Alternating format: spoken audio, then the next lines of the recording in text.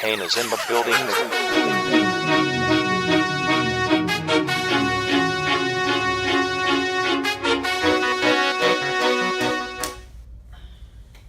What's up, everyone? Welcome to the first ever Get Lifted podcast. I'm Brenton, and my co-host here is Josh Topel. What's up, everybody? You probably know me as Brenton Ross Fitness because you're either coming from my Instagram or YouTube channel or something. But if you don't, I'm going to be known on here as Brenton Simmons, not Brenton Ross Fitness, because this podcast is going to be about a little bit of everything and not just fitness. I'll talk about it some, but I don't want to put that, box around things. So today's podcast, I think, is really important to spend some time, especially because I've never met you, giving our background, telling a little bit of our stories. One of the reasons why I asked Josh to be my co-host is because, well, number one, we've been best friends for a long time, but we have the type of relationship where we actually have a lot of, even though we have similarities, we have a lot of different views on things.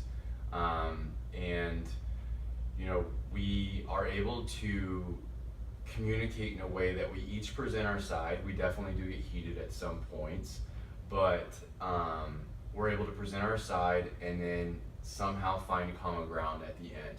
Whether if that's even just saying, hey, we agree to disagree, or through our discussion, we did actually find something that, we realized that we did agree on. And he's not a yes man.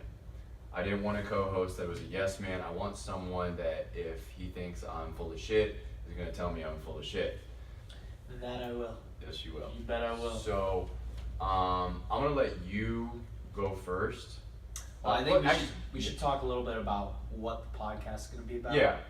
And Let's start by, I want to give you my reasons why I wanted to do this podcast. Yeah. Not just because that seems like everybody and their brother is starting a podcast right now. The reason why, number one, is I'm only 26 years old. I don't claim to be the smartest guy in the world. I don't claim to be the most talented guy in the world. I'm a nobody. I'm trying to be, become something. I'm trying to work my way through this world. I have big goals, but I still can admit that I have a lot to learn. I have a long ways to go, but for my age, I have experienced a lot, both just in general in life and also in the financial world, businesses that I've started, companies I worked for, relationships I have. So for my age, I feel like I do have enough experiences and things that I've done, even though I'm still learning, that I can help people and relate with people that have either gone through similar situations or are going through them now. I'll get more into that when I talk about my story and the things that I've gone through in my life, but a lot of things have been up and down, both in health and in finances. And in my opinion, those are two of the biggest stress factors. Those are the things that hit the hardest in life that we deal with on a daily basis. It would be our health and finances. Mm-hmm. And I happen to have, I didn't pick this situation, but I've been through a lot of shit. So none of that really made sense to me, and a lot of it still doesn't to this day, why it happened. And you guys will understand more when I get into it. But the conclusion that I've came to, that I basically forced myself to come to, is that even though I probably won't ever understand why these things have happened, the best thing that I can do is use them to relate and help other people that are going through similar things.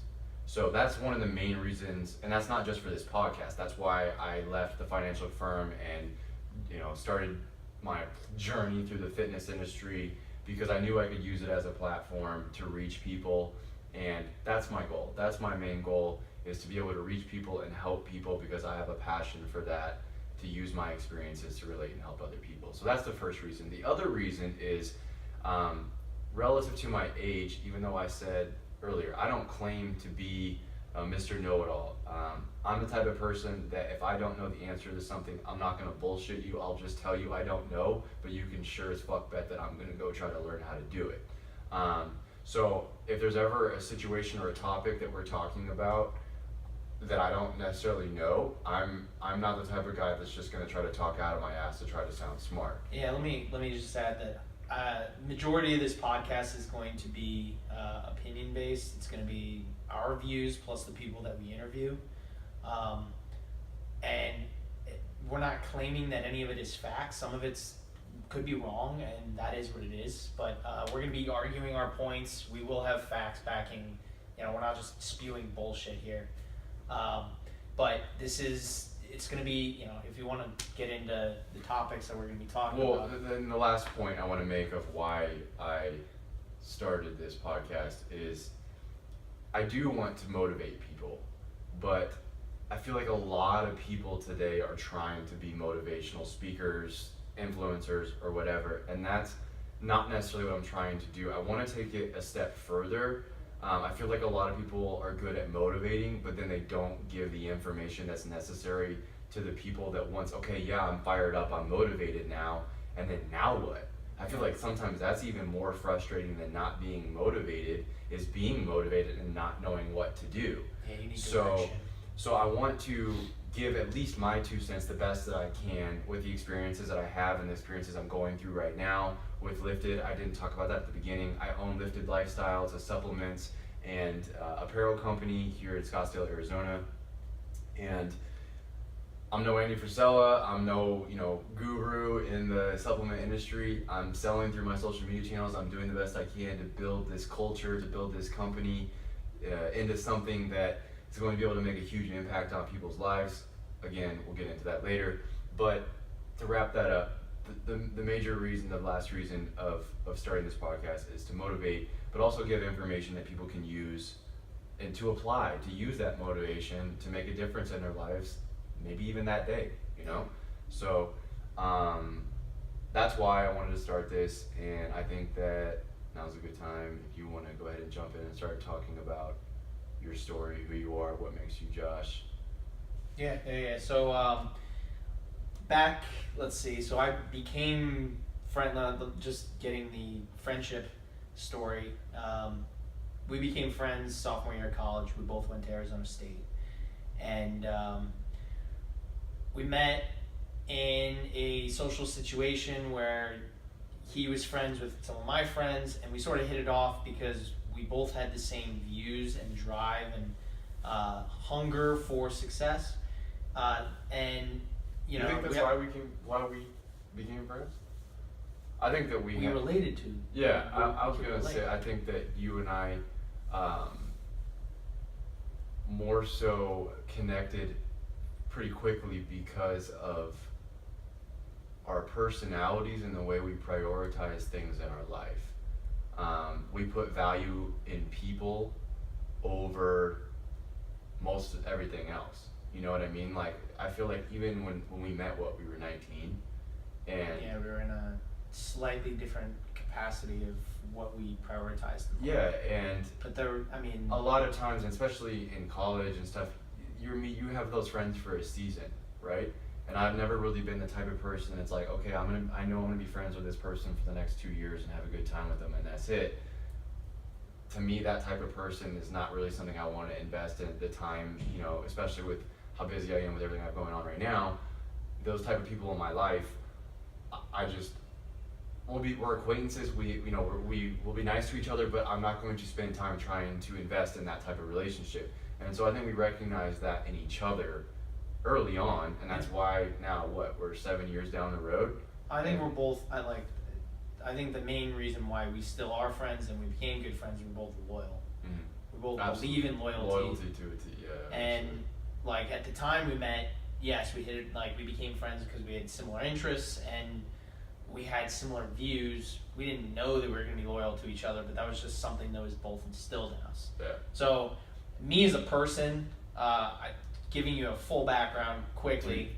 To our friendship point before you move on, one of the biggest testaments I think to our friendship that is very rare, how many fucking times have we loaned money to each other and we're still friends? Well, that's so rare. It's the quickest way to lose a friend is loaning money. It's the stupidest thing we've done, but at the same time, we both are faithful to each other to the point that I believe that you were going to pay me back, you believe that I was going to pay you back, so on and so forth. Yeah. Word to the wise, don't loan your friends money. But basically, I grew up in Arizona. I was born in California, but I grew up in Arizona the majority of my life, and went to Arizona State for what I didn't know at the time. I knew I was success hungry, as I was saying earlier, and I went in with a business degree, a general business degree. It ended up being a business sustainability degree. Didn't know what the hell that was. We'll have another episode and we'll talk about that. I want to have a full episode. Let's do this on our next podcast. Let's make the episode. We'll talk should about, you go to college? Yeah, we'll do that. But I ended up going through college. I met this guy. I met a bunch of great friends. Like I said, the one thing that we had in common was we were both, we had values, but we also were, we had success sort of instilled in us, but also we were hungry for much more. I used college to obviously have a fucking phenomenal time. I wasn't extremely into like education, but I was into growing my professional roots. I was at college, but I wasn't really into the whole college thing. I was just staying like at college, dude. Yeah. I really wanted to go into sports business. I had a myriad of internships. I interned at the NFL Players Association. I really wanted to be a sports agent, but they are slick, greasy bastards. And if there's a sports agent out here, yeah, you're gonna say. So basically, if you're a sports agent, you're listening to this. He's telling you to go fuck yourself. It's the truth though, and they know it, because you got to be a slime ball to succeed, and there's not that many that have succeeded. Anyways, the point is that I that was my goal, and eventually I shifted towards this desire to travel. And my junior year in college, I went on semester at sea. For those of you that don't know, semester at sea is a fucking amazing experience. And if you are young and still going through school, look it up and save your money. Basically, it's a 4-month cruise, about 600 students. It goes around the world. I went to 13 different countries. You do actually learn on this ship. I didn't learn, but I learned a lot about culture. I learned a lot about appreciating everything outside of America, and understanding and getting a perspective on what people think of Americans, and how different cultures interact with different cultures. Granted, I also had a fucking phenomenal time. There was a lot of drinking. There was a lot of 21-year-old experiences. That I had my 21st birthday on the beach. Like, it was one of the best times of my life. I made a lot of lifelong friends on that. I still maintain those friendships. I got out of college, and obviously, I'm looking for a job, and I had some skills, but I had graduated with an international business degree and then that business sustainability degree. And I knew how to carry myself, and I knew how to make myself better, but I didn't know what to make myself better at. And my aunt was working at IBM, and she had an opportunity. She ended up helping me get that opportunity, which I became, and still am, a technical solutions engineer for IBM. So basically, the short of the short is, I help sellers sell marketing software to big organizations. So my perspective and my view in this entire podcast is going to come from a entrepreneurial mindset within a big corporation. Which is good. And it's actually going to be good because Brenton has a self-made entrepreneurial perspective. So we're going to offer two different views, but we think alike in that. My job, I went through a lot of tough times in the beginning because I was thrown to the wolves into a job that I honestly skipped a couple jobs ahead of. And I got it because I carried myself well, and they saw a lot of essentially talent in what I could be. I remember when you first got your job and you met me at the gym as we were still working out at that Gold's up north. Oh, I was so fucking you walk in. Oh no, not about that. But you walk in. This is probably like a month in after you went and flew out there. Remember, you had to fly back and forth for a little bit, and then you kind of got your first assignment, and they want you to build that app or whatever. And I remember you were like, "Yeah, they want me to build an app." And I was like working. I don't know. I was like mid-set outdoor, and I was like, Huh? What do you mean I want you to build a fucking app? You don't know how to build an app? Dude, when they first asked me, I was actually like, yeah, you know, whatever it takes. I get into it, and I am reading Chinese. Like, basically, they asked me to not build an app, but manipulate code so that I can build a simulator for an app. And they had nobody helping me, and nobody knew how to help me because I was so much younger than, you know, I was at a different... Which is definitely hard if you have no background and you've never done it before, but I'm sure there's probably a developer who's listening to this right now and is like, yeah, that's really easy. Yeah. But Well, for someone like us, like me, are you kidding me? That's rocket science. well, the bottom line is... But I am building our Lifty Lifestyle website right now, so I'm gonna give myself a little bit of credit. Yeah, It looks pretty good. That Shopify theme is pretty tough. I had to be resourceful, and honestly, that's something I'm going to probably talk about a lot, is being resourceful, because this is just me. Sometimes if you're not resourceful today, you will fucking fail. I get really frustrated with people that aren't resourceful, that like don't leverage all the tools that we have at a finger, like literally at an arm's length away. How annoying is it when someone texts you and asks you an informational question that they could have spent the same time in Google? Oh my god, I get so pissed at my girlfriend for literally calling. She will call me. She's already gonna get pissed at you for shit you say in the first episode. You know what? She knows this. Maybe that's what this podcast should be. We'll just sit here and bitch about them. That's for an episode further down the line. I love you. You're so wet. Go. So basically, yeah, being resourceful. But so eventually, that, you know, I've been going through that job. I've been there for 4 years at this point, and yeah, I mean it's been a great ride. I have some ups and downs. I have a lot of different opinions about my job. I'd say the last thing that everybody needs to know is, from a family perspective, me and Brenton can definitely relate on this. In many ways, different and the same.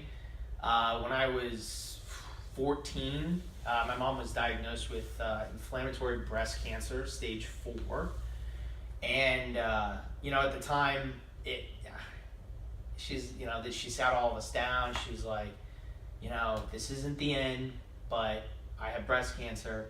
And my little brother's like, doesn't even know what that means. My sister's crying because she thinks it's the end.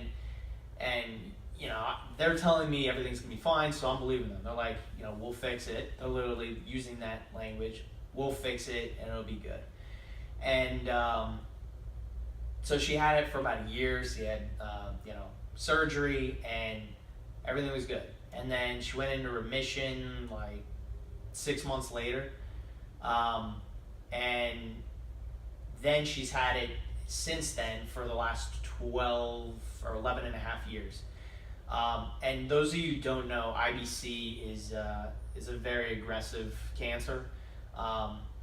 It is basically inflammation of the breast skin region. But then stage 4 basically means that it travels and has reached major organs. So at this point, we're talking 12 years later, she had and diagnosed with IBC. She's now has like brain cancer. She has cancer in the shoulder. She has cancer in her lungs. And she's been going through 12 years of chemo. And I will be honest, like the majority of that time didn't even faze me that my mom had cancer. It was like, oh, my mom has cancer, but she also cooks, does our laundry on the weekends. She lived a normal life. She lived a normal life. She went to work. Like, she had zero side effects. Yeah, I remember when I met her for the first time. You couldn't tell. She had, she was balding. Like, she had her phases of losing hair, then getting it back, then getting wig, and but then I would say up until the last year, 2 years, it's like problems that's starting to persist, and in the last year, it's gotten much more serious to the point where she can't work, which was the least of our concern. And then it's gotten to the point where it's affected her, her balance and her breathing, and it's affecting basically her lifestyle as a whole, and she can't live. And the chemo's done, like, it's done working. And actually recently, the doctors have told us that, there's no more hope when it comes to like actual drugs or medicine. And they've decided to just end everything, all the chemo. She's on some drugs just to like keep the side effects at a minimum. But there's essentially, they've gotten to a boiling point and her body can't take anymore. She's down to like 100 pounds. And I had a tough time when she first sat me down, and basically she told me, she's like, I have accepted the next step, and I need everybody else. I need you. I need everybody else to accept it with me and for me. And that was like, for 12 years she's had it, and it didn't really hit me that, holy shit, this is actually real. Like, I gotta think about a time where she's not gonna be here, potentially sooner rather than later. We don't know a time frame, but and it just also happened to be right when you just moved back from New York. So yeah, I mean, you hadn't had that conversation yet before you moved back. So. No, so for those of you who don't know, I moved away to New York for 3 years, and I would have guessed that most of them don't know. Yeah, some of you that are listening know. Whoever's been spying on you for the last. Joe Top 8 followers. Yeah.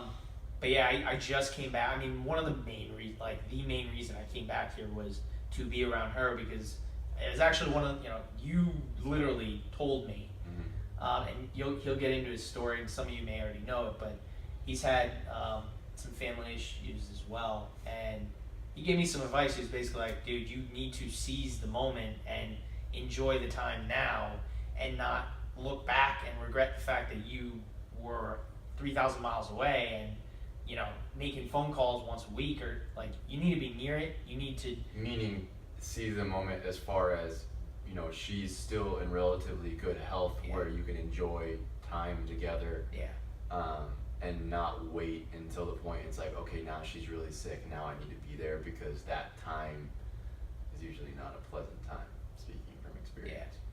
And you gave me, that like resonated, and I moved out here, and it's I'm glad that I did, and I'm enjoying it out here. But I'm sure people want to hear a little bit about you. Yeah, I mean, if these are people that are coming from my Instagram, I'm pretty transparent. That's something, before I even go into my story, I want to preface it by a few things. First, I want to say that I feel like a lot of, whether it's an internet guru that is trying to sell you a program that in a couple months you can be making 6 figures by managing someone's social media or whatever, or this is your steps to building your business, or you see these people that I'm 24 and I have a Lamborghini and I'm successful, but they don't have a story. And the people that I've interacted with in real life, that I have a relationship with, that are super, super successful, way more successful than me, they all have a story. They all went through shit to get where they are. They had to grind their ass off. They had to go through hell. And a lot of people who didn't have to do that, who have a lot of money, or if you want to define success in that way, aren't really happy or fulfilled because it was given to them, or they never really had to work for it, and they know that. It might look like they're successful, but they know that. It's definitely perspective. And so, and even some people, it's perspective. Yeah, and even some people, they'll tell you some of the story, but they don't tell you the whole story. They don't tell you about when you were so depressed they didn't want to get out of bed, or they felt like quitting, or they did quit, for a couple days, and then, like, they don't talk about that part. But I feel like, in my opinion, that's the most important part to talk about, because that's when people need to relate or hear it the most, right? Yeah, I mean, first off, you can't relate with people unless they can put themselves in that moment or in those shoes. Yeah. And so you got to put it out there, and then people will feel it. Exactly. And so I don't want to bore with details or anything like that, but I just feel like it's important to tell the real story about what's happened, why I'm sitting here right now, what's gotten me to this point, why I am the way I am now. And I think that's it's super important to be transparent and real on a level that it's not just saying, okay, I went through some tough stuff, I worked my ass off, and now I'm successful. And in my own opinion, I'm not successful yet. you know, and I'll probably always feel that way. They didn't see those. People on YouTube did. Oh yeah, by the way, if you're listening to this and you'd rather watch it than listen, we are recording for YouTube as well. Just search Brenton Ross, and I'll have a playlist there for the Get Lifted podcast.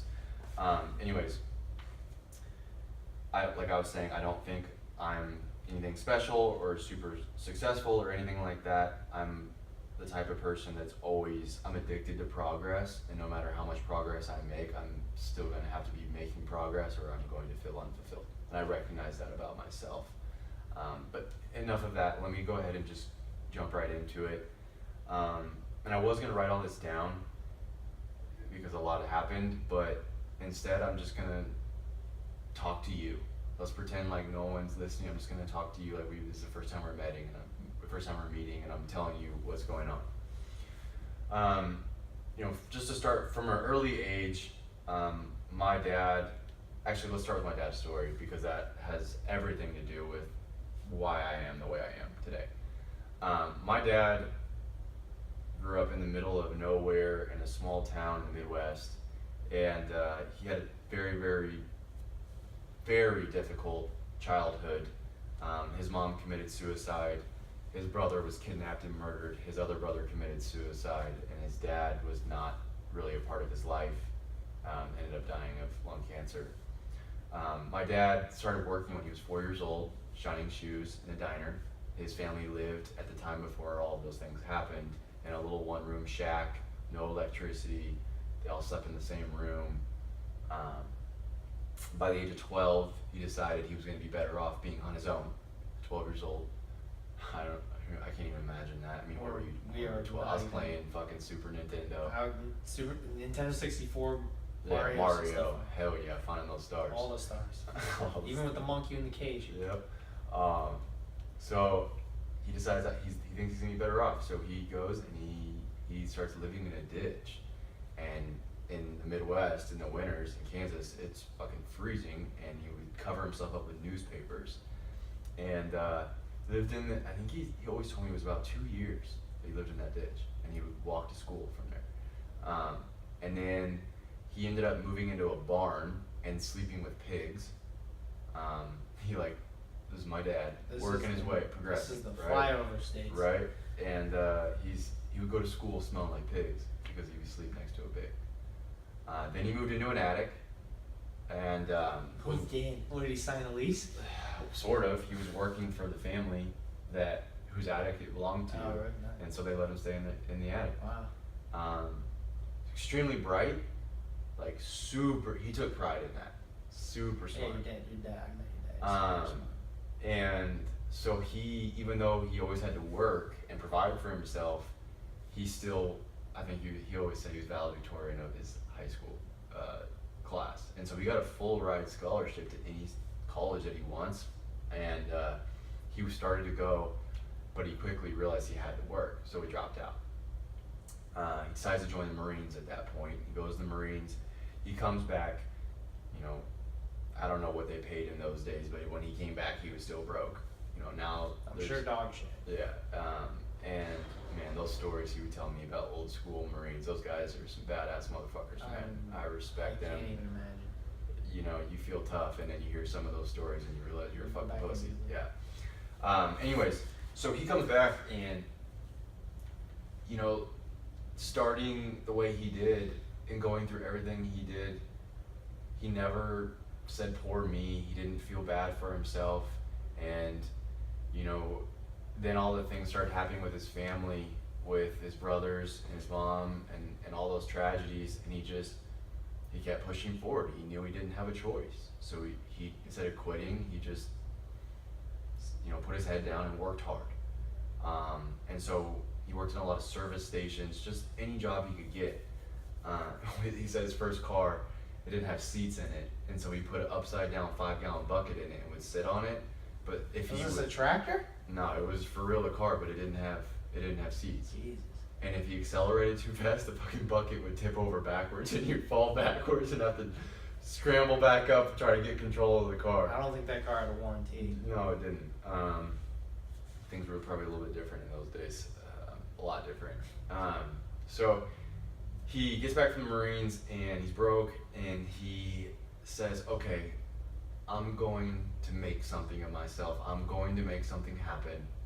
He goes to an airport and he picks a city, just a random city on the departures screen, and he picks Phoenix. And randomly, nothing was in Phoenix. He just picked Phoenix from Kansas City. He flies to Phoenix, one-way ticket. Gets off the plane. Shortly after getting out of the airport, he sees a small gas station with a for rent sign in the window. I mean, a little rundown service station. We're not talking fucking Quick Trip here. We're talking like a little gas station. And so he finds a number on there and calls it, and it's this little old lady. And he goes to her house and convinces her to let him rent. He didn't have any money yet, but convinces her, okay, if I can come up with the money, will you rent it to me? So she says yes. So then he goes to a bank and convinces them to loan him $10,000.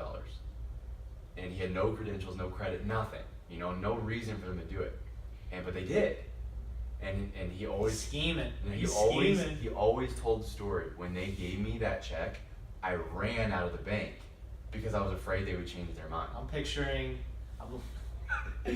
I'm literally picturing Tom Hanks movie. What is it? Catch Me If You Can? No.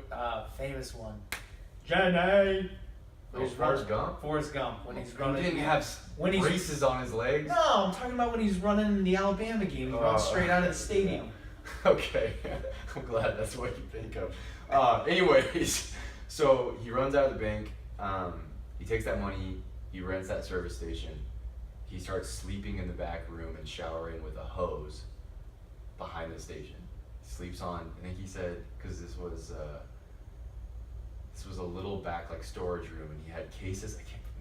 I wish I could remember. It was cases of something, like a pallet and he would sleep on top of it. Like that was his bed. And then he'd work all day and all night. He was only the one there, and then would just sleep there, and that way he could be there first thing in the morning. So he started doing little things differently than other service stations. He started putting flowers and stuff around the pumps. He started cutting his prices. Instead of trying to make such a big margin, he would beat the prices of everybody around and started grabbing that business and started making money on volume instead of a bigger spread.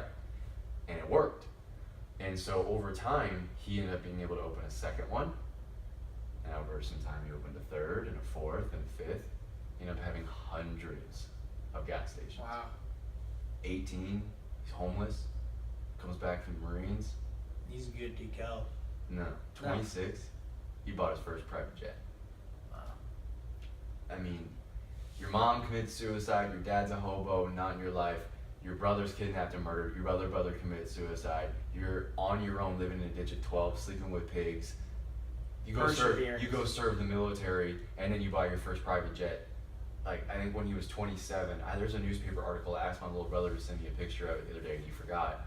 But I think he did his first $1 billion in sales when he was 27 or 28. That's true perseverance. Yeah.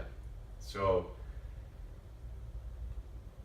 if you asked him though, if he was still alive and he was sitting here right now, and you asked him though, if he could trade his success, defined as monetary money, for a childhood where all of his family was healthy, happy, and good, he'd do it in a second though.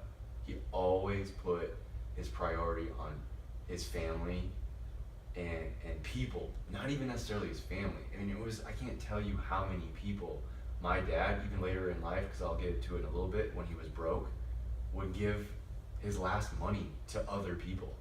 That's just who he was. So anyways, without skipping too far ahead, he ends up buying a refinery. I'm not going to name names of the financial institutions, but they decided to get out of the oil and gas business because of a crisis that had hit in the 80s, and they called his loan, even though he was like 3 or 4 loan payments ahead, and they basically cash called it. He didn't have the cash. It was like 100 and something million. So they took his refinery, and he was $90 million in debt. Holy shit. 90 million. That is Floyd Mayweather status. And holy shit. And everyone's like, file bankruptcy. This was not your fault. There's no shame in you filing bankruptcy. Like, who wouldn't, Yeah. But he said, my dad never had any credit. He never did anything.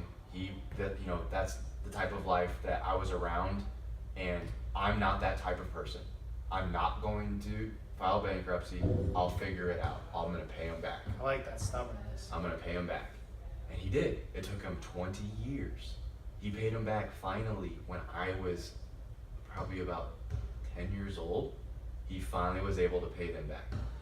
And Those are big payments. yeah, and he was able to do it he actually got into real estate and did really well with that. But then, even though he did really well with that for a while, was able to pay them back, started doing well again, then 2008 hit, and that hit us really, really hard. I mean, really hard. We lost everything. So there, before that though, I'm 15, 16 years old. Our lifestyle was amazing. We were flying private. We were doing, we had different homes in different places. We were doing very well. And then at my age of 18, right before I was ready to go to ASU, when I met you, we were literally on the drive from Kansas to ASU. We were wondering if the bank was going to take our house.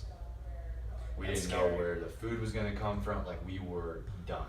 Yeah. And again, it wasn't his fault. He had personally guaranteed a project that he had done. He would have done very well with it, but the economy dropped, and the way that it was structured, he didn't get repaid back out of some deals that were supposed to pay him back. They lost their money. Instead of pounding them and suing them, he let them go. And so he got and go ahead if you No, I just want to say one thing. I think that because your dad's been through lows and highs, and this is an opinion that I'm going to ask you. You only knew one thing, which was essentially a cushy lifestyle. And I think the scariest thing in life is No, it was change. both, because when I was until about age like 12, it was not like that at all. He didn't pay off that debt until I was probably 12 years old. So even when I was a kid, he was scrambling, trying to figure out how to pay for our house bills. I was gonna and say then we had like probably 5 good years, like doing really well again, Okay. and then it dropped again. So I've experienced both. Okay. I was gonna say it could be Severe. scarier for you because you've never experienced Oh, it that. definitely was. And it would be for him because he's already seen the low, the high, the low, the high. It's scary for him, but he knows. Yeah, I mean, He I said definitely was.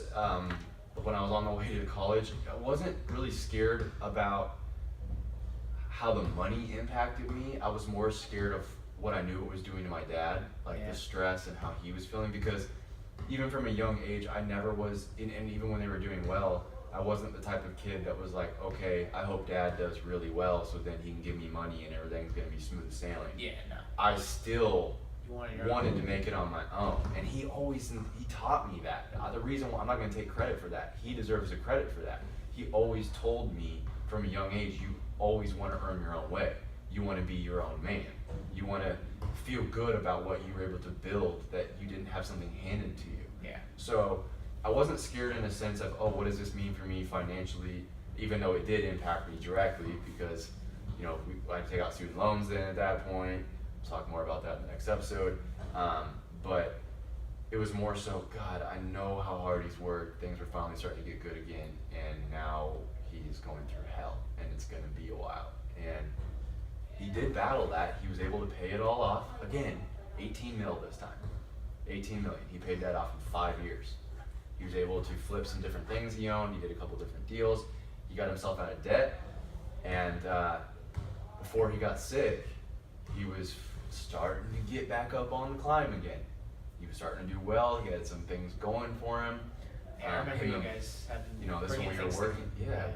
Things were going well again. That's when him and I were working together, and I'll talk about that more. So I wanted to tell his story, talk about that kind of stuff, because his life, like he was my role model. Even though he's not here today, he's still my role model. When I think about what should I do in a situation, I think about what my father would have done. And not necessarily that he always did things perfectly, but I'm able to look at his life and see the things that he did amazingly well, and things that, caused him great pain. And, unfortunately to his expense, I'm able to learn and take things from that. So now my little brother, I have twin little brothers that are 3.5 years younger than me. Both of them are both doing really well now. One of them owns a gym in the Midwest, and the other one owns a educational technology company, and they're both doing well. I already said that. You can tell I'm proud of them. I'm gonna say they're doing well. They're both doing really fucking well. Good job, Bryce and Brady. I just wanted to say it like that. But Brady was born with hydrocephalus, which is you have too much fluid on your brain, and a shunt had to be surgically put in his head right when he was born. He had multiple brain surgeries as an infant. They didn't know if he was going to make it. I was really young at that point. I really didn't understand. And the way that kind of works is you go through cycles when you have a shunt. It's really common where you'll go through like a year or two of having issues, and then you'll go through like a smooth sailing period, and then you'll have issues again. And so he's gone through that multiple times in his lifetime. So there were multiple, I would say, when I was probably around 15, 16, he went through that again, 17. It was like a 2-3 year period where he had another 6 or 7 brain surgeries, and all of them we didn't know if he was going to make it or not. And that's kind of where, that's scary. you know, my dad had already been all through all the things that I had talked about, but they were all stories to me at that point. I never met my grandparents, I never met my uncles. They all had died before I was alive. So, you know, I knew what he went through was incredibly tough. You know, my favorite movie is Pursuit of Happiness, because I remember watching with my dad, and it was like, he felt like he was watching himself. He cried through the whole entire thing. I love like that movie. all of, you know, sleeping in the bathroom, he did that kind of stuff. Yeah. So I had experienced it just through his stories, but nothing had really hit home, you know, for me. So this was really kind of how it started, was with my brother. I didn't, you know, I'm 17, didn't know if my 14-year-old brother was going to live or not. And that was extremely scary for our family. But he ends up, his surgeries were a success, and he's healthy today, thank God. But I go to school, and my older brother, who was from my dad's previous marriage, is at, he lives about 10 minutes from campus, and I lived in the dorms. So we had had a relationship off and on. He had been struggling with drugs for most of his life. But we had started to get really close before I moved out there, and I was so excited. And I mean, honestly, it was a big part of why I ended up going to ASU, other than I just wanted to go to fucking ASU because I knew it was gonna be a good time. And I wanted to get the fuck out of Kansas and the danky ass piece of shit little high school that I went to. I was ready to go to somewhere completely different, the complete opposite. And so I started spending a lot of time with him trying. It was kind of weird because he was quite a bit older than me, but I was like the big brother role. He was asking me for advice because he's been struggling for so long. I think it's also just how you're wired. True. It's a blessing and a curse. Yep. But you know, I embrace it for sure. I'd rather it be that way than the opposite. Yeah. And so he sets me down and he says, Brenton, I'm finally ready to get my shit together. I want to have a family. I want to, you know, I've been clean for almost 2 years. I'm ready to take my work seriously. He had a good job at the time. You know, he was running a backhoe for a construction company. And I don't remember if it was a union job or not, but he was making really good money. He was making like 6 figures. And he had a new truck, all this stuff. He was getting his life together. And so about a week later, you were there. 1 o'clock in the morning, I get a phone call from the police, Phoenix police, and they said, are you Brenton Simmons? I said, yes. And they said, is Jerry Simmons your brother? I said, yes. And I said, what did he do? Because he had gotten in trouble multiple times. He ran with a couple groups where, you know, he beat some guys up, stuff like that, where he'd go to jail. That was another reason why I am the way I am today. He used to beat the shit out of me. Like, you know how the little brothers and big brothers? He's your half. I know, but every time he came in town, man, I knew it was fight time. Like, he would pick on me and he didn't want me to be a pussy. Like, he took it upon himself that when I'm in town, I want to make sure Brenton's not a fucking pussy. And he would punch, I mean, you name it, but like, not over the top where he beat the hell out of me where I'm laying on the ground crippled, but like, he gave it to me pretty good. Yeah, and you know, I definitely did it to an extent with my little brothers, but I was much more, I would say a lot nicer than how I did. You know, he took it a lot farther than they did. But that's just how he was. And I'm kind of proud that he was that way. I'm glad he did that to me. And I'm glad that he made me that way. Anyways, so I said, what did he do? And right back off, they just say, he's dead. I mean, no leading into it, nothing. Just, he's dead. You need to come identify the body. Yeah, I remember that moment. And I just dropped, man. Yeah, Just shocked. I was in front of that Taco Bell right there by campus. Yeah. I don't know whose car that was. I just fell on the hood of the car, dropped my phone. Everybody's like, what the fuck? What is going on? What just happened? And I'm just hysterical. I'm like, he's dead. Who's dead? And I was like, my brother's dead. I gotta go there. I gotta go there. So they take me there, and there's there's cops everywhere. Everything's taped off, and he had overdosed. And the cops come up to me, and they're like, I don't even, to this day, I don't remember, and it still kind of bugs me that they handled it this way. But they're like, you need to call your father and tell him that he's dead. And I'm like, why wouldn't you call him? You call me, call him. And I'm like, why would you put me in that position? And they're like, they gave me some bullshit reason. So I had to call him. I called my dad. It's like 4 o'clock in the morning in Kansas, 3 hours later there at that time, whatever. And my dad answers in a panic because he knows I would never call him at that time. What's wrong? What's wrong? What's wrong? I'm like, Dad, Jerry's dead. And he just, he's like, oh my God. He loses it. My mom, I hear in the background, what's wrong? What's wrong? He's crying. Jerry's dead. Jerry's dead. And I'll never forget that. For the rest of my life, I will never forget that moment of telling my dad that my brother was dead. And we started being friends before that, so you were around me after that. Like, man, that shit fucked me That was up. brutal. It fucked me up. Yeah. It's really hard to honestly. I was a young kid at the time, and like I just met you, and it was really hard. I've never really truly dealt with death. Yeah. With somebody close. It was hard for me to gain perspective on what you were going through, and the only way that I knew how to handle it was like to just give you space. You know what I mean? Like I didn't, and Go ahead, finish. Go ahead. Well, no, I just want to say I've never dealt with somebody else dealing with death really well.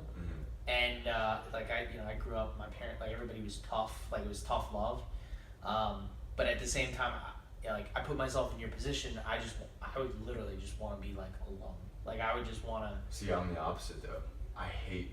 Like. Well, you want to escape, right? Yeah. Like, Well, yeah, but I'm not. Even in general, I don't like being. I like to have some alone time here and there. But overall, I like being around people. Yeah. I really do. But when I prefaced before, and I said this, I said a lot of times people don't tell the whole story. So I'm gonna tell the whole story. This makes me look terrible, but I'm not. I didn't start this podcast to try to make myself look good. I'm being real. I tried to figure out how to deal with it in a way I thought I could, and I started drinking. I started drinking a lot. When we go out, you know how I was. We're talking 25 drinks deep. Yeah. Fucking obliterated every time. And then it started turning into, it was going on during the week, then during the day, and now I'm 20 years old, and had a drinking problem. This is fucking embarrassing, but I started taking alcohol to Lifetime Fitness in a fucking shaker cup that you couldn't see what was in there. I put scotch in there. Let me just point out that this was also congruent with. It was during a drinking phase of our life, Yeah. but it was multiplied times 10 because it was kind of nice for me because I could use it as an excuse that, hey, everyone else is drinking, but not everybody else is fucking drinking at Lifetime, Yeah. Like no one's drinking at the gym. Sometimes I think you're harder on yourself, but at the same time, I did not know, nor did I feel any of the things that you were dealing with. Yeah. And I think that that's where, obviously, you felt like it needed to stop. To this day, though, and I appreciate you saying that because that does give me a little bit of consolation now looking back, but to this day, I'm so grateful that I was hard on myself at that way. Because you remember I said, Josh, because we were roommates. Yeah. I said, Josh, I think I have a drinking problem. And you kind of said the same thing at the time. You're like, you're being too hard on yourself, you're going through a lot. But I knew that I was starting to rely on it. It was my escape. It was how I coped. It was how I dealt with things. I liked it a lot. I loved it. And I said, I think I have to completely stop. I don't think I can just cut back. I think I have no choice. I need to just completely stop. So I did. I think I went like 6 months without even having a drink. Yeah. I thought it was rational, like personally, but then again, like Irrational. Yeah, I'm sorry. Yeah. Well, no, rational. It was rational Yeah, I'm sorry. You thought it was stupid that I was Yeah. So, but I wanted to prove it to myself. I wanted to, because you guys were saying you don't have a problem, but I was thinking, I was kind of getting scared that I did. So I was like, I'm going to prove it to myself that I don't. And I went 6 months and it was easy. I didn't have an issue. You know, it sucked. Like if everybody was going out, I just wouldn't go out because I didn't want to be sober with everybody that was hammered. And I mean, that's just boring, and annoying. But it was really good for me because I realized that I didn't. I learned from that experience, and then that was when I really started working out because I stopped drinking, stopped taking alcohol to the gym, and started really focusing on it and using that. You know, usually I go to the gym 45 minutes, I fucking bench 4 or 5 times a week, you know, just the normal arms, chest, and abs, you know, and then I started realizing, like, okay, I'm gonna take this more seriously and I'm gonna use this as my outlet. I'm gonna use the gym as my coping mechanism instead of alcohol. And so my workouts turned from, you know, some bullshit half-ass 45-minute thing that I was doing to an hour and a half, 2 hours of me researching like crazy. I mean, remember how you would be like, Brenton, stop watching those fucking videos, but I would watch videos, Arnold Schwarzenegger, Kai Green, Phil Heath, you know, different people that I was obsessed. I wanted to educate myself. I became absolutely obsessed with it. I wanted to become the best I possibly could. And then I started boxing at that time too, because that was a great way to let out anger. I would honestly at that point, and that if you need a little humbling in your life, start boxing. Because you walk in there thinking, I work out. You think, you know, you're tough, I'm a badass. You get humbled in there in about the first 3 minutes if you're in the right boxing gym. They beat the fucking shit out of me, and I realized how much I did not know and how much of a badass I was not. And so that was a great way for me to let out aggression, was to get the shit kicked out of me. And I learned a lot through that. But so it was a combination of boxing and the bodybuilding, and my dad was begging me to stop boxing. He's like, why are is this what you want to do for a career? No. Are you think you're gonna make money off of it? No. Then why are you taking all these shots to the head for basically no reason? And I'm like, Dad, this is how I'm dealing with it. He's like, well, do you get that same thing out of the gym? You know, yeah. So he's like, focus on that. So I did. So I stopped boxing, and I had a really hard time gaining weight. Remember how I used to fucking eat and then stand up? That mass gainer. Dude. You and a bunch of kids I knew, 3 scoops of mass. But I was 155 pounds soaking wet, 6'2". I was a beanpole. Yeah. And so I had to really, really completely change my entire eating habits in order to gain weight. And I would eat until I was full, stand up, go over play video games, walk around the house, do something else, and then go sit back down and eat again. I had to train my metabolism to be able to make myself eat more. And I got up to like 220 pounds. And so that's when my fitness journey really started, as far as me becoming passionate about it. But I hadn't transitioned that into, okay, this is what I want to do.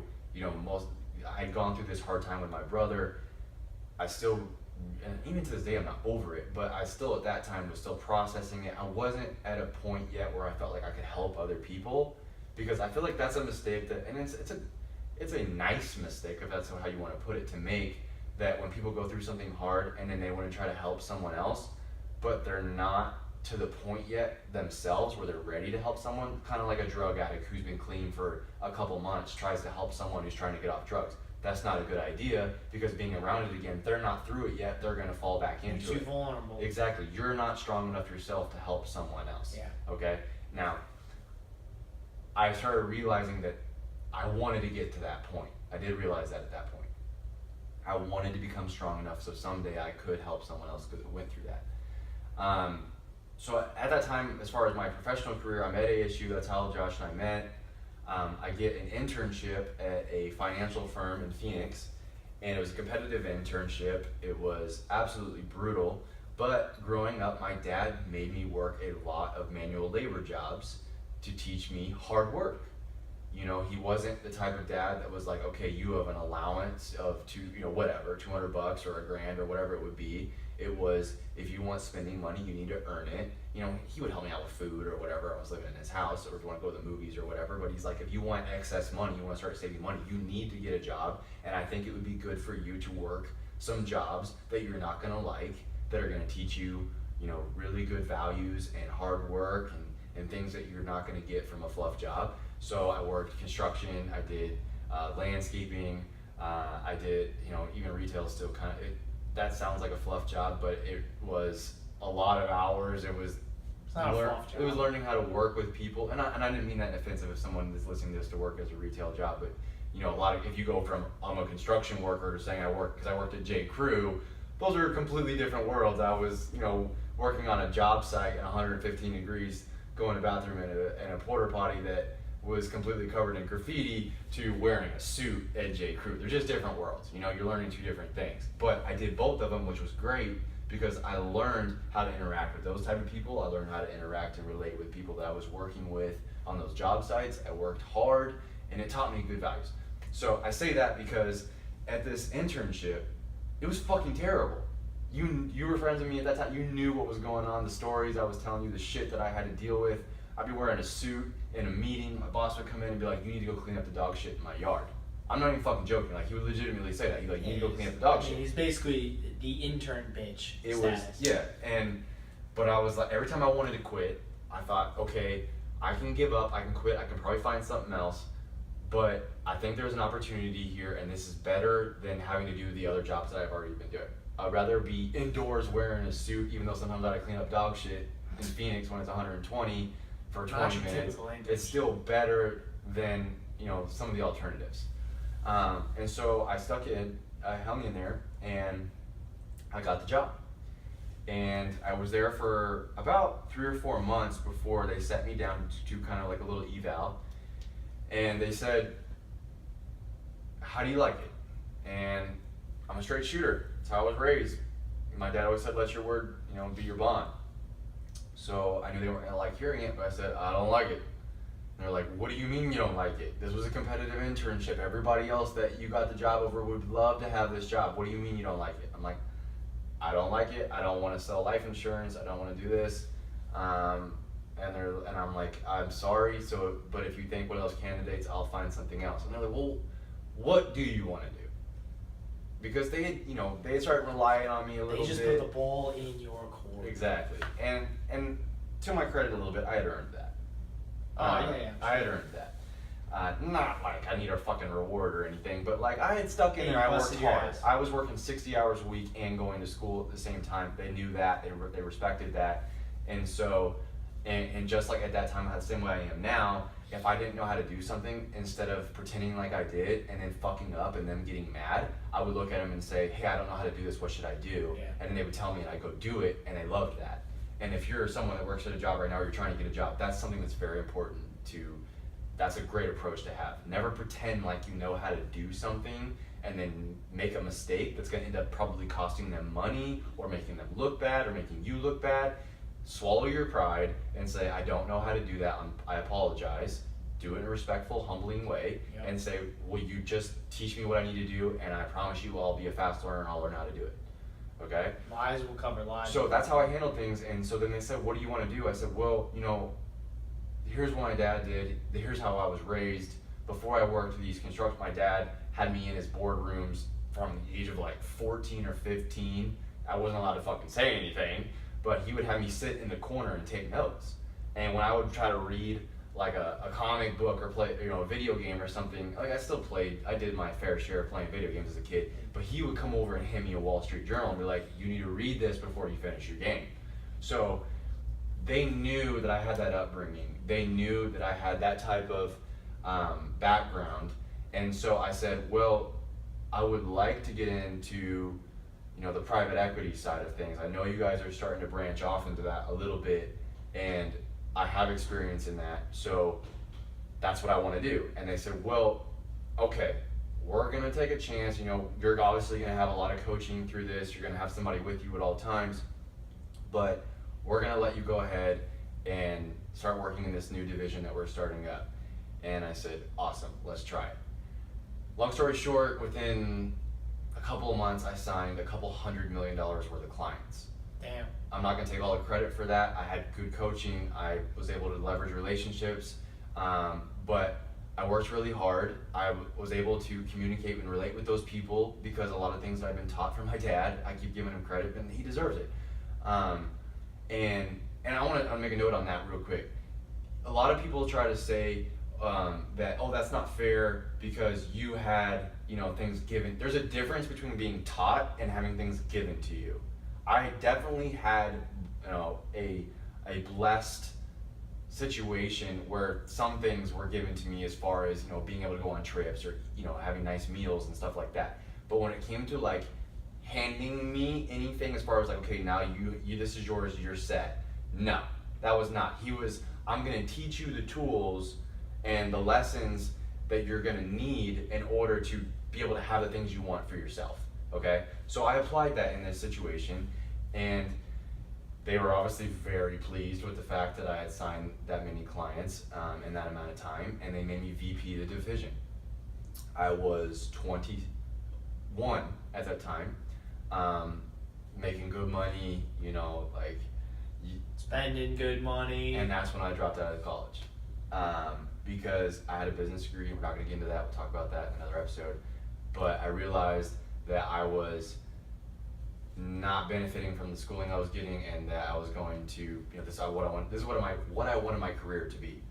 Like I said earlier, my dad was in real estate at the time, but he actually had started getting into being a small investor himself in a couple different companies and playing sort of like an investment banking role where he would either make an investment himself or he would find the financing for people. And that's what I was doing for our firm. And then I started realizing, holy shit, my dad and I are sort of competitors. Like, my dad built all of, even though he was living in Kansas then, he built all of his business originally in Phoenix and still had a lot of those relationships, and people knew who he was. They knew I was his son. We were starting to cross paths on a couple deals. And I was like, this isn't gonna work. And at first, I brokered a deal between, tell me how fucking hard this was gonna be. I brokered a deal between my dad and the firm I was working for, and I had to play the middleman. So I wanted what was best for my dad, and I also wanted what was best for the firm because they were fucking paying me. Didn't both sides know that you were involved? Yes. You had a table. Yes, so then I quit. Like we said at the beginning of this conversation, we're both very loyal human beings, especially when it comes to family. I will fucking kill for them, and I quit. And obviously my dad and I had a bunch of conversations of what that would look like if I quit, but I was like, Dad, if I gotta pick between my boss and my job and you, I pick you all day, every day. We're already doing the same thing. I'm gonna leave here, let's do this together. So we did. And even though I had already done it separate outside of my dad, I knew that because I was still so young, and that was something I even battled at the firm anyways, when I wasn't doing anything with my dad, I'd go into a meeting to make a pitch, and they would look at me like, why the fuck is the kid in here? Like, what is he doing? But I was the one making the pitch, right? And so I constantly was having to deal with overcoming my age and the negative first impression I would get because I was a young guy. So I already dealt with that, but then when I started working with my dad, a lot of people would look at it as, okay, he just had this position handed to him, his dad's letting him work, he's working for daddy, and I knew that that was something that came with it, and I had a decision to make. That decision was, am I going to let this put a chip on my shoulder and make me act in a way that, okay, I gotta prove myself, I'm gonna be loud in meetings, I'm gonna show that I'm, I have weight here, I'm not a fucking daddy's boy, that he's not giving me this shit, I earned my own first to talk about it, or I can take the route where I'm respectful and not care about what other people think. I know that I had already, done a lot on my own, and that I wasn't gonna let that cause problems, and that we were gonna do the absolute best we could together. So that's what I did. I actually even wrote, I don't know if you remember this, but I wrote a book. I remember this. Did you finish that? Yes. I wrote it. It's on my computer. I have one of my old computers is in my office right now. It's on that computer, and I have a hard copy at the house. I finished that book. It's probably like 150 pages. I wrote a book about working with your dad, working with family, and how to communicate, all That's those gotta kinds be of, let's hard. let's not get into that because that's a lot, big topic. Maybe we could do an episode on that too, Yeah. because I can talk a lot about that. That's something that I feel like I can talk pretty intelligently about because I did it for so long. So my dad and I started working together. You know, we were in real estate, we were in oil and gas, we were in the entertainment business. We produced a major film. We got into Hollywood. You know, He was in a film. Yeah. Okay, well, that was kind of a joke. I had a cameo. It was one line. It was my little brother still loved to randomly because it's on Netflix. They love to send me the clip of me and my Dude, line. you were so excited when you were first in it. We all went to the movies. I was Yeah, like, I remember. okay, and then I was like, And he's gone. He was on the screen for about 3 seconds, and he's gone. and the movie was not good. So we were doing well together. You know, we had our ups and our downs, and now that he's passed away, I would say that if there are any moments I really regret, it would be the times when we would be arguing over a deal or money or anything like that.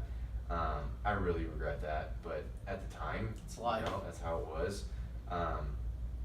But I realized that what I was doing, my dad, the way he was, and the way he connected with people, even though what we were working on was the money was a priority, he was still building a legacy because of the impact on the people that he was making, that we were doing business with.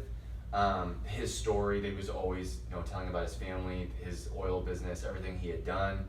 He was creating a legacy. And I realized that I wasn't.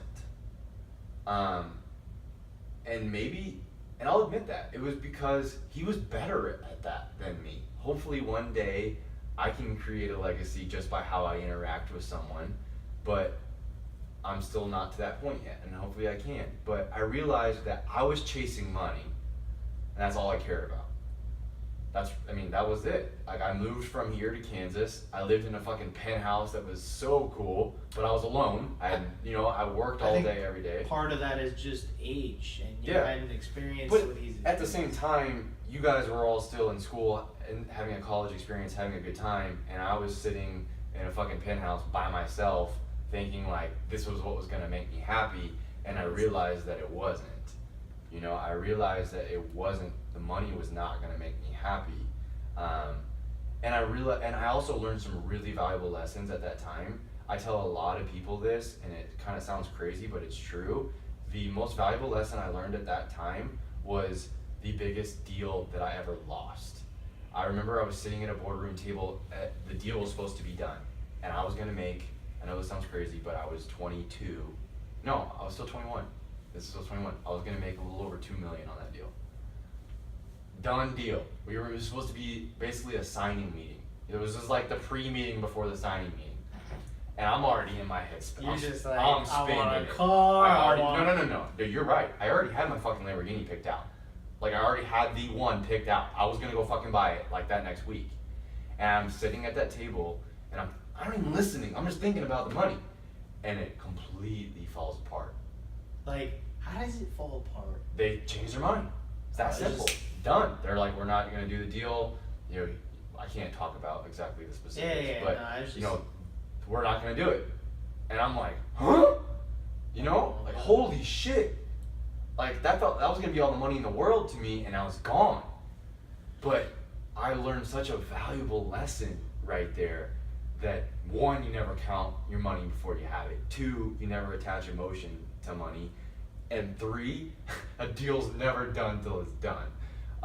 So I was learning so many valuable things, which is why I'm still so glad that I went through that time. I'm glad, especially now that my dad's gone, that I took that time and that we worked together and that I have those memories, that time we spent together, because where I'm going with this is eventually after I realized that the money wasn't going to be what was going to make me happy, it wasn't what was going to make me feel fulfilled or create a legacy. You know, people always say, well, if you make a lot of money, you can give a lot of money away and then you can create a legacy. To me, that is true to an extent. It does take money to be able to help a lot of times, but your time, in my opinion, is even bigger investment than your money, because when you have a lot of money, the money is not the priority anymore, it's your time. Yeah. And I started realizing that it wasn't going to be what I wanted to do for the rest of my life, and I had to try to figure it out. What is going to make me fulfilled?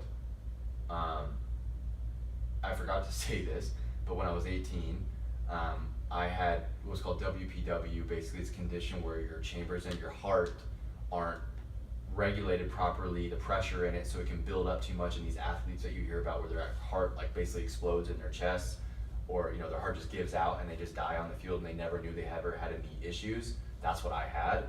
My brother actually had it too. So and this is not the same, they're twins. Brady was the one with the brain issues. Bryce is the one that had the heart issue, and I had a heart issue. Brady had just got through his another wave of brain surgeries, everybody's good to go. We found out Bryce and I have it. Bryce has her surgery, no big deal, everything goes great. He's playing football, a week later, and I'm thinking, okay, it's my turn, no big deal. During my surgery, they mess up, my heart stops for 2 minutes. Then the doctor had been doing it for 18 years, multiple times a week, never had it happen, and of course it happens to you, boy. Happens to me. The nurse comes out crying. She's been working there forever, never had it happen either. I mean, even though that's extremely unprofessional, it's just because she'd never seen it, she didn't know what to do. So you flatlined, or like what happened? You just shut down, 2 minutes. And that was unexpected. Yes, so the way your heart is regulated is through electric currents that run through your heart. Yep. And mine were not transmitting properly. They were jumping from current to current or something. So the way that they do it is it's called an ablation. Mm-hmm. And she got too close to some nerve or some node or something, which caused it to shut down, which shut down 2 full chambers of my heart. That's it. It just, yeah. And it is a miracle. I mean, whatever you want to call it, God, science, chance. 2 minutes? 2 minutes later, my heart comes back. Damn. Yeah. So I was only supposed to be out for like an hour. I'm out for 5. They got pumped me through all these, anesthesia and everything. We have the follow-up appointment, and they tell me, here's what happened. They were scared to death. We were going to sue them. My dad put his arm around the doctor. This is how my dad was, and says, I just want you to know that we're not going to sue you. My boy is here. He's okay. We know this was an accident. Thank you that he's still here. That's what. So wait, this was user error. Like this was doctor like they literally fucked up. Yes. I mean, but it was just a mistake. Yeah, or like, it was a fluke. I mean, it's just like I said, she'd been doing it for 18 years and it never had happened. Damn. Yeah. So. That's astounding. Yeah. But they tell me you need to limit your physical activity for a long time, and you need to go through these testings because you don't want to take a risk. You shouldn't be really lifting heavy ever in a gym. You can't take supplements, anything that's going to affect your heart rate, any of that stuff. And at that point, because I was still 18, that didn't matter. That wasn't part of your life at that point. Exactly. It didn't matter to me that much. But then, okay, so now let's jump back. What am I like? Like, who's a famous director that always jumps back? Quentin Tarantino. I'm Tarantino in this bitch right now. Let's jump back now. Let's do a double I walk feature. in, I realize, okay, I want to create a legacy. What is the one thing I'm really passionate about? It's reaching people. And then what am I passionate about doing? It was fitness. It was working out. I enjoyed it. And I started thinking, can I make a career out of this? And this is when Instagram started really starting to take off, and I started seeing these different people having success, and I was like, I can do that. I can do that, as dumb as it sounds, and I'm sure everybody's going to think I'm an idiot, especially the people that I work with, and I'm quitting the firm to go try to pursue this world of fitness based on social media and try to reach people that way. I'm going to do it. I remember when you did it. I was like, you were one of them. Okay. But you're one of my best friends. Like, you were doing it in my best interest. You like supported me, but at the same time you were like, what the fuck are you doing? And a lot of people, I got that a lot. People are like, why the fuck are you doing this? It's gonna happen with every. But I was like, I know that I can use my business background, my mindset that I have, to help me at some point in this world. And then I need to, my tool is going to be my physique. I need to work hard on that. I need to learn as much as I possibly can about how to teach other people how to do it. I'm going to build my online training. I'm going to get sponsors. And I did all that. And then I was like, okay, I know from my background that nothing sustainable is built immediately. So I'm looking around, I'm seeing people start fitness companies, I'm seeing them have sponsorships, I'm analyzing how do I really want to approach this. So I came up with a 5-year plan. And my plan was, okay, I'm going to build my following, I'm going to establish my online training, and I'm going to sign with, pretty relatively credible sponsors. And even though that's cool, I might make a little money off that, that's not what matters. What matters is what I'm going to learn from them while I'm sponsored by them. I'll learn as much as I possibly can. I'm not going to name company names, but I went and visited different companies.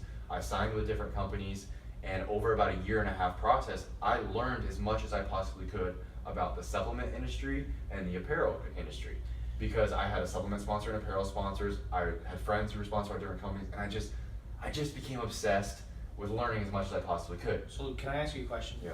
Did you know, when you were building that 5-year plan, Mm-hmm. did you know all the steps along the way that you wanted to take? Meaning the supplements, the warehouse, was this in 100%. This was all mapped out. Yeah, I'm not gonna pretend like I knew what each step would be to getting to that point, but where I was going with it is I kind of wanted to reverse engineer the process. And there's a lot of other, I'm not trying to act like I'm a fucking genius, there's a lot of other guys doing it and girls doing it now too. Oh, absolutely. But instead of starting a company right now and trying to use my business background and doing this at the same time, instead I'm going to build my following, and then when the time is right, and in my mind it was always, okay, once I hit, even though it's not that much, once I hit 100,000 followers on Instagram, then it's time to start working on launching my own companies. It was always the plan. So the end goal was your own company. Absolutely. Because, my mind works this way. Like, Yeah. there's nothing wrong with being fucking focused on making money. Like, No, there's yeah. nothing wrong with it. And I knew that that was the best business plan for me. I knew that I could make much, much more money at some point owning my own businesses than to build a big following and get paid salaries or commissions by other companies. Because even if you get fucking 40 grand a month from a company as a salary, which is amazing, making $500,000 a year, posting pictures of yourself, you can't sell that company. I wanted to build something.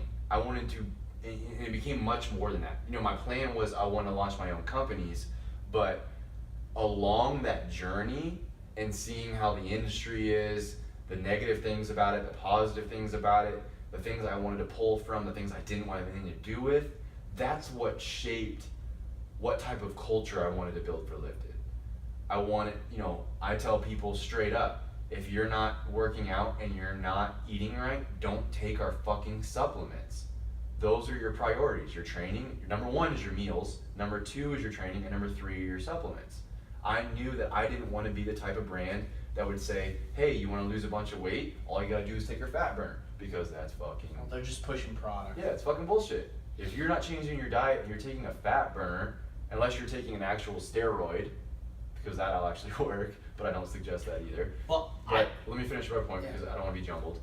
I knew that and I'm not saying every supplement company is like that, because there are some really good companies out there, but there are also some bad ones that do market that way, where they're saying they know it's not going to work, but they know that if they can convince you that it's going to work, that you'll buy it and they'll make money off of it. So that kind of shaped how I wanted to handle the supplement side. Then as far as the clothing and everything, I saw the type of lifestyle, that's why I call it Lifted Lifestyle. I didn't want it to be just a brand. I wanted to build a culture and a way of living life. All of my online training clients that I send them their meal plan and their workout. I also send them a motivational video and then I write a summary about how it applies to their life and not just their workout.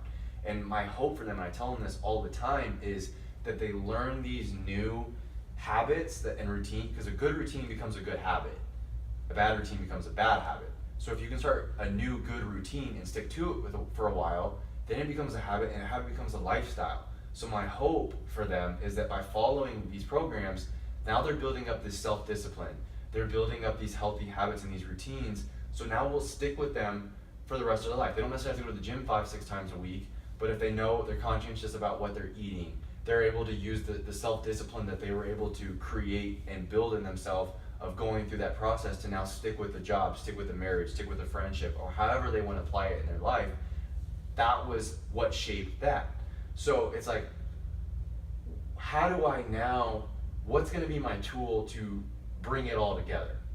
And that's when, it was actually only about 6 months ago, like my plan was to launch these companies, but then it turned into, okay, I want to build this warehouse where it's not just a fulfillment and a business and offices. I want to put my own gym in there so we can film in there and I can create content on a regular basis, because now it's really difficult to film in gyms.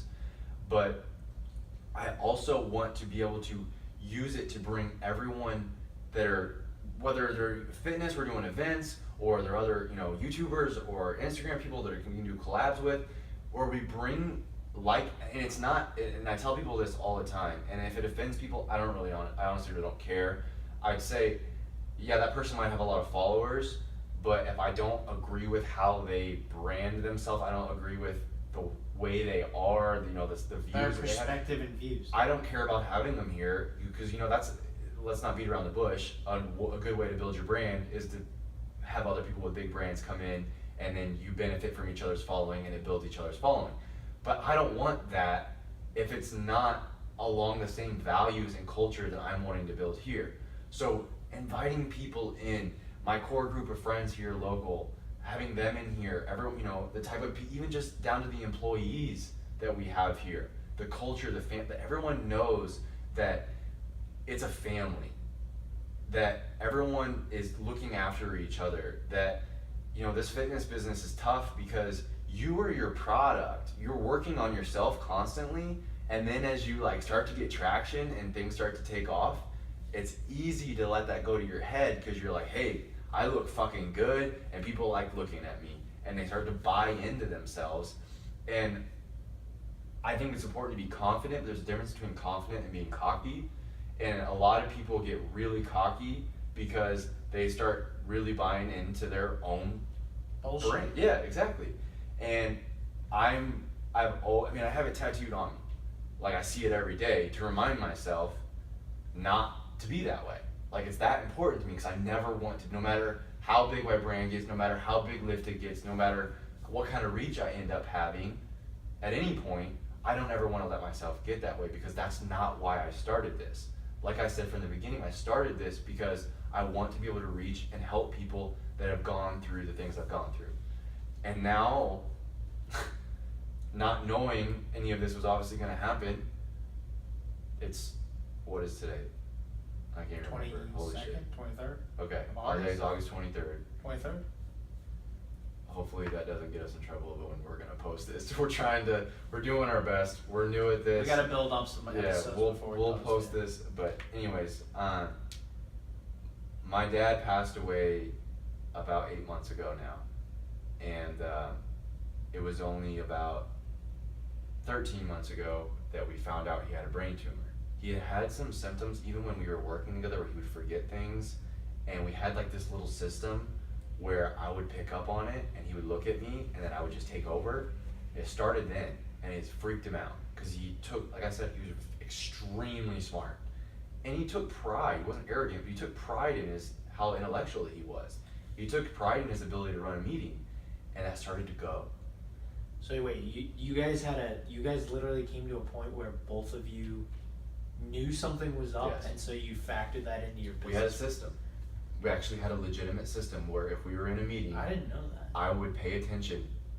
I was glued to every word, looking for a sign, a tell. And I knew him so well that I would pick up on it, and as soon as I picked up on it, I would transition into taking over in a way that the person wouldn't notice, and it wouldn't embarrass him, because dear God, that was my priority. Wasn't the fucking deal. Fuck the deal can die. My priority was that he wasn't embarrassed, that he didn't feel like he was, you know what I mean? That was the priority. Yeah. So that started then. That was 4 or 5 years ago. And he got some tests done. They said, you're fine, it's stress, get the stress out of your life. That's easier said than done. But so he tried doing that, but he still kept having some of these symptoms. And then he had this episode where he kind of just snapped, and he was talking out of his mind, and he wasn't making any sense. And then that was a point where okay, something's serious here. That can't just be stressed, even though that actually does happen from stress. People can have like this, basically like a mental breakdown. Overload Yeah. kind of thing. And that's what we're praying that it was. Like, that sucks, but that's what we wanted it to be, because that means there was nothing, a big issue here. So we got a bunch of tests done again. Everything came back out negative. He didn't have anything. They thought it was stress still.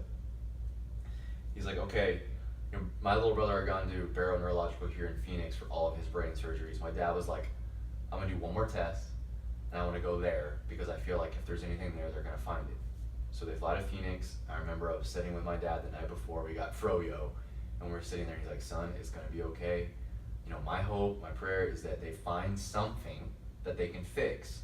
But I don't want them not to find anything, because I'm tired of being like this. I'm tired of thinking there's something wrong with me. I want them to find something that's not that big a deal that they can fix, so I won't be this way anymore.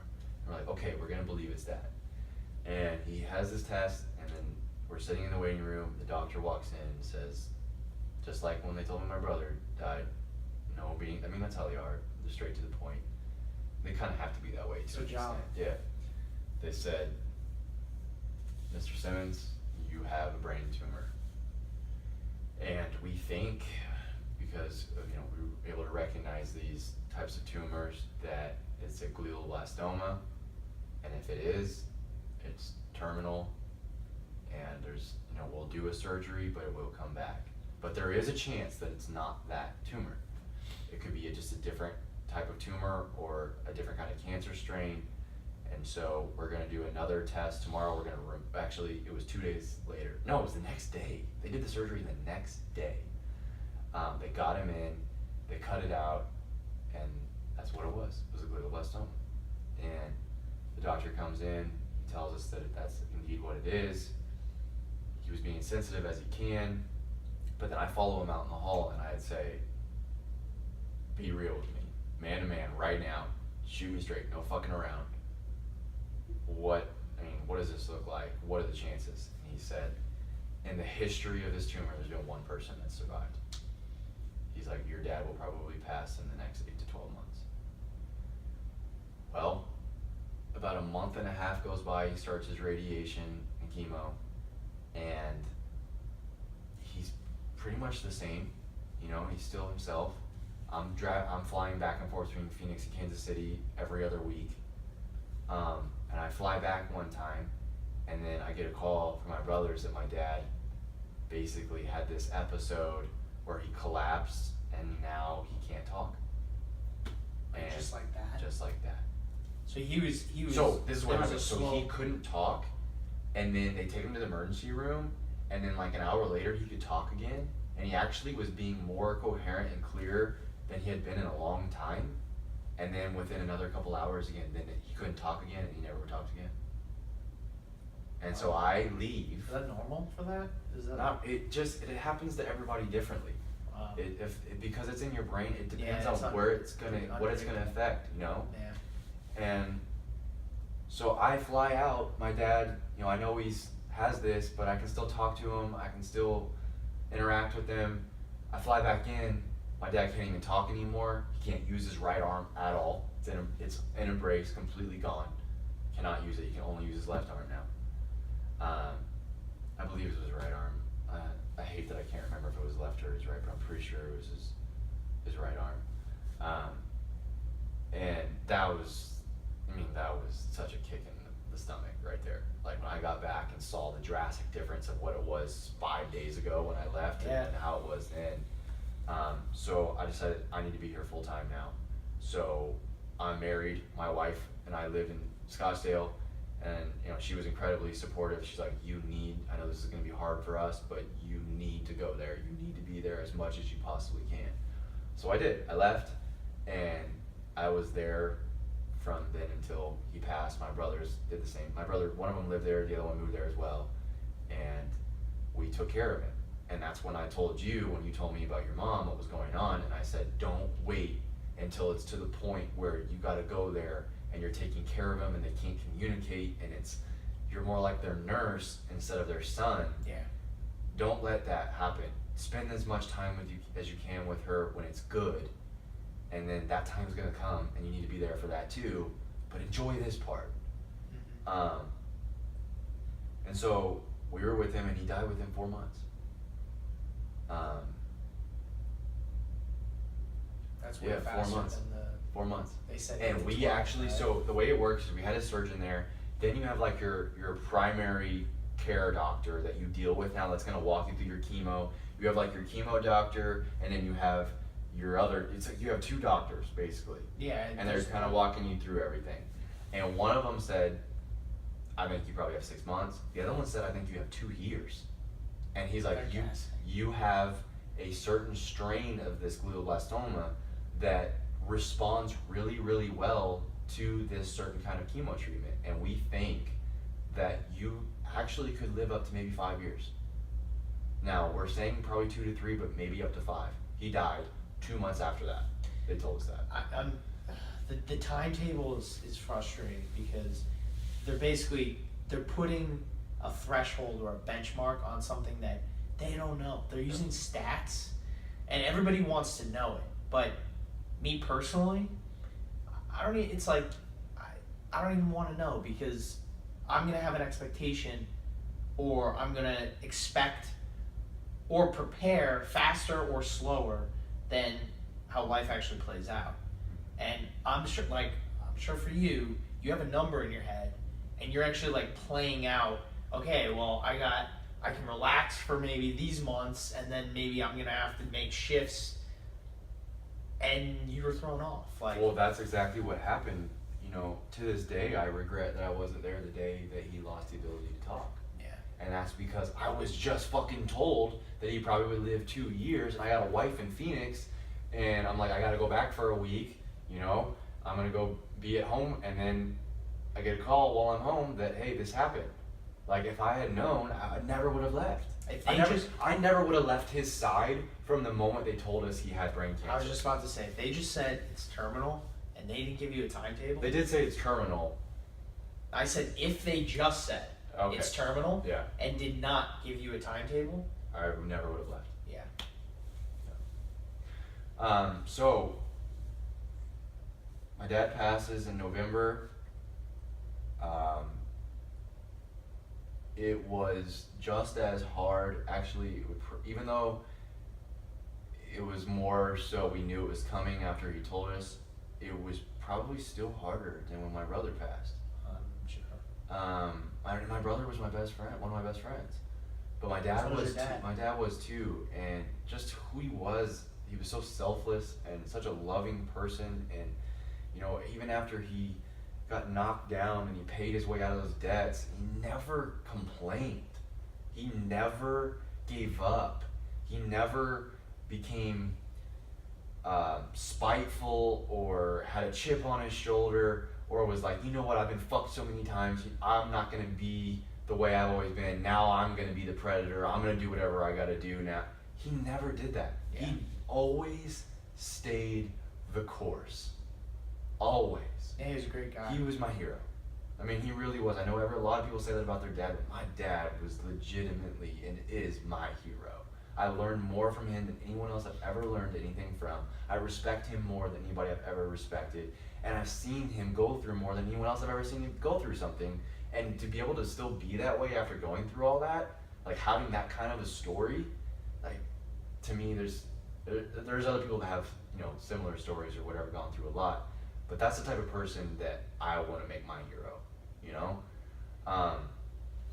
So this time, at least, because I've already gone through this before, I didn't start drinking. I didn't handle it that way. I knew that wasn't going to be the answer.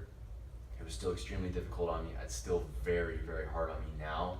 And this is being very vulnerable and real right now.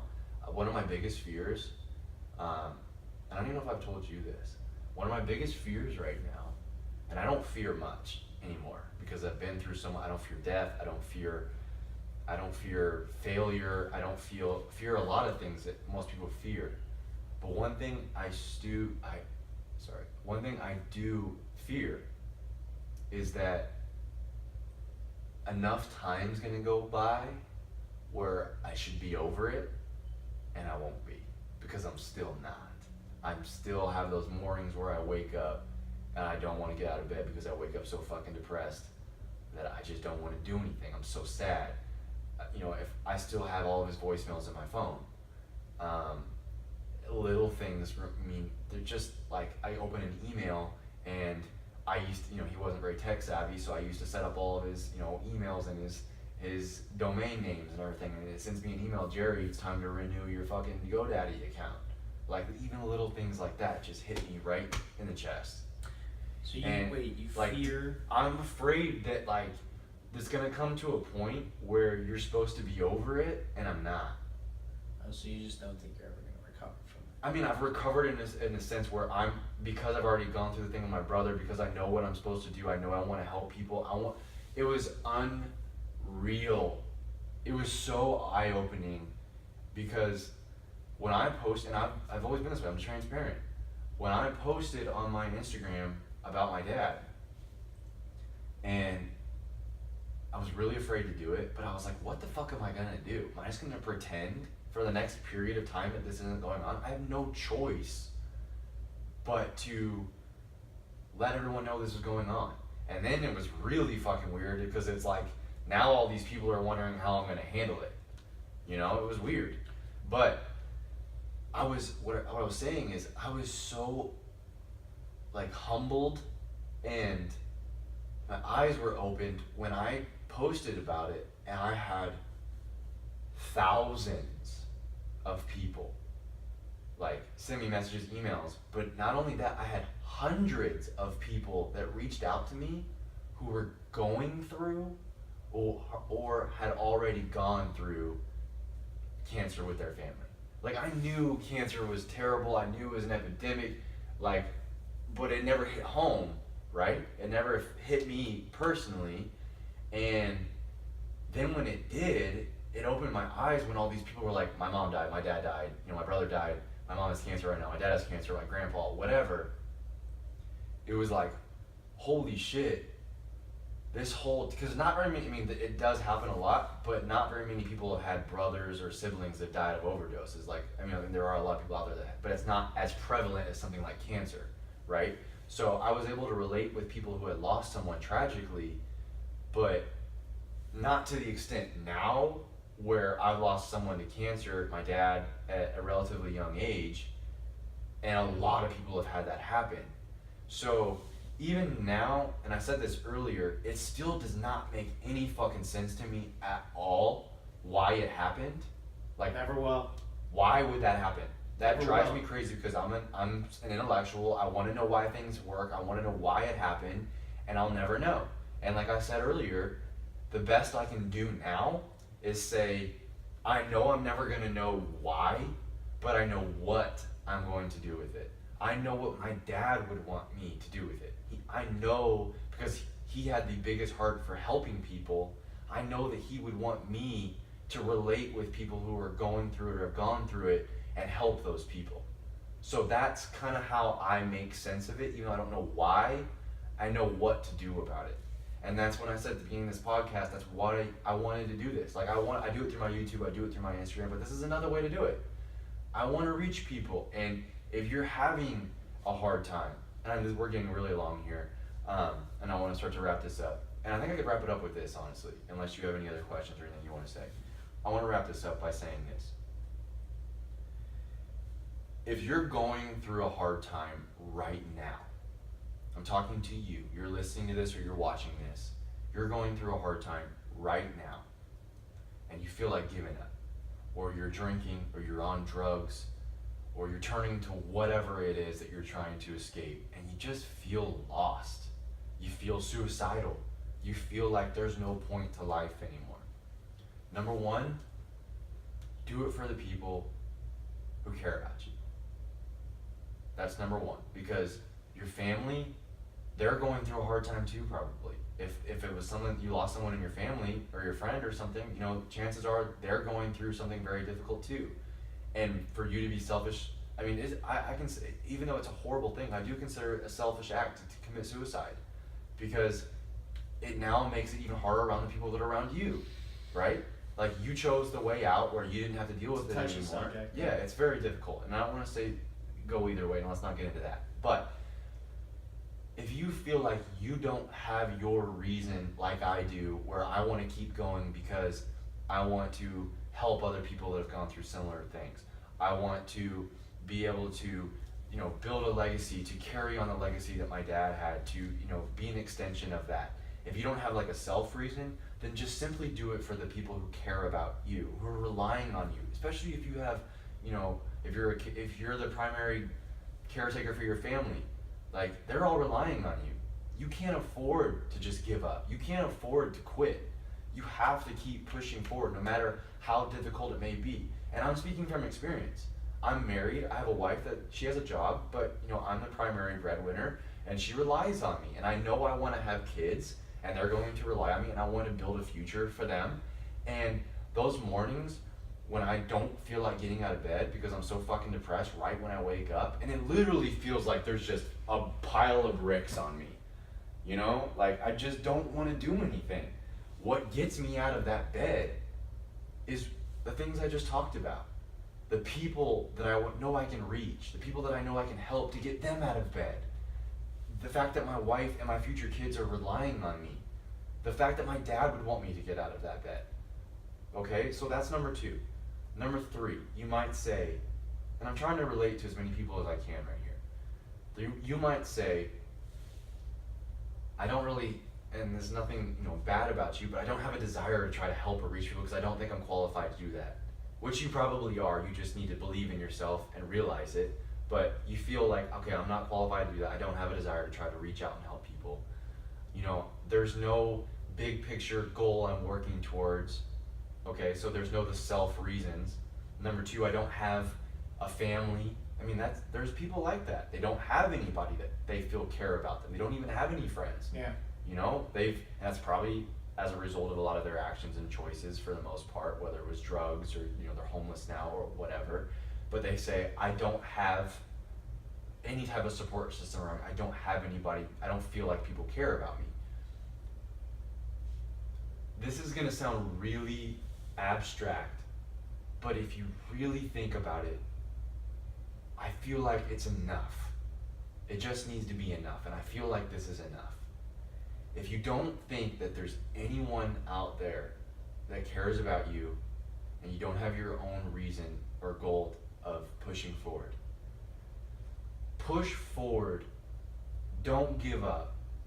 Keep fighting. Have hope. Have faith. For the simple reason that if you don't give up, you do keep pushing, you're going to be able to potentially save someone else who is at the same exact point you're at right now, thinking about giving up, thinking about quitting, thinking about taking their own life. And if you can just have enough willpower to push forward for that person that you potentially could save them, save their life, save their family, all the above, do it for that. You know, like, and we've talked about this a lot. Every situation is extremely unique, right? Like with your mom, you said it perfectly, you said it perfectly earlier. Even though our situation is very similar, it's also very different.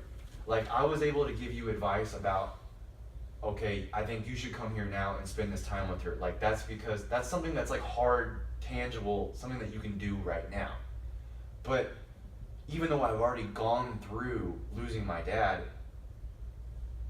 I know it's hard to talk about, but when that day comes with your mom, I know that I can't walk up to you and tell you exactly what you need to hear that's going to make you feel better. It just does not work that way. No. Everybody's different. Exactly. So I realize that, but I'm just trying to, with what I was saying earlier, I'm trying to do the very best that I can to generally speak to people who are going through a hard time. That I wish I could know exactly what you're going through and try to understand it better and give you, you know, actual things that you could try to do or not do that would change.